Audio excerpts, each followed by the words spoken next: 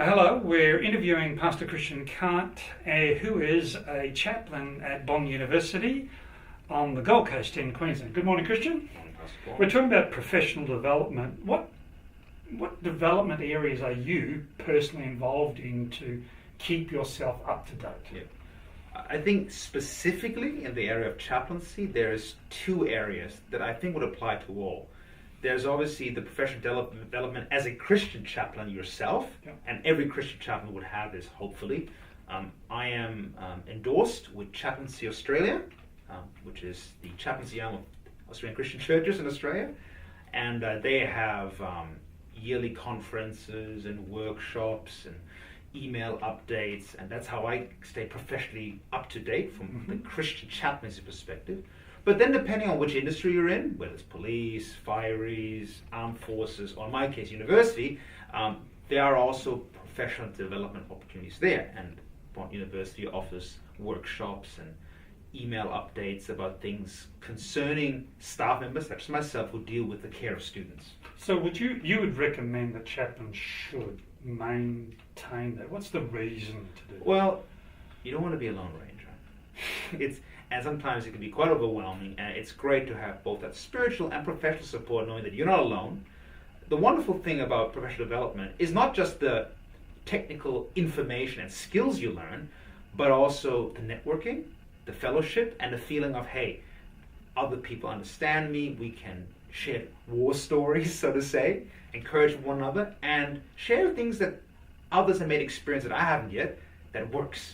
So you should find an association. That's what you're saying. Yes, absolutely. You're a member of, Yes. or your denomination, Exactly. or some independent group or something like that. So let me ask you, professional development, do they deal with managing stress levels? Because you were involved in the Brisbane floods, the first major Brisbane floods a couple of years ago. Very stressful. You're dealing with people who are very stressed out themselves, and it would affect any person. How do you manage stress as a chaplain?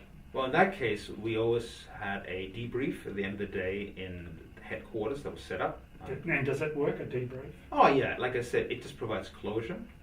And personally, and apart from that, I've always had a very strict personal value of strict boundaries. I mentally, when I get into the car and drive on, I mentally take off my chaplaincy mantle and put on my free time mantle. Now, some people think that's a bit selfish, but I feel that it just protects my heart a bit. Now, obviously, sometimes you will get the emergency call in the middle of the night, someone's died or suicide, and obviously, you jump at that. But in general, if it's something not urgent, I don't answer my phone.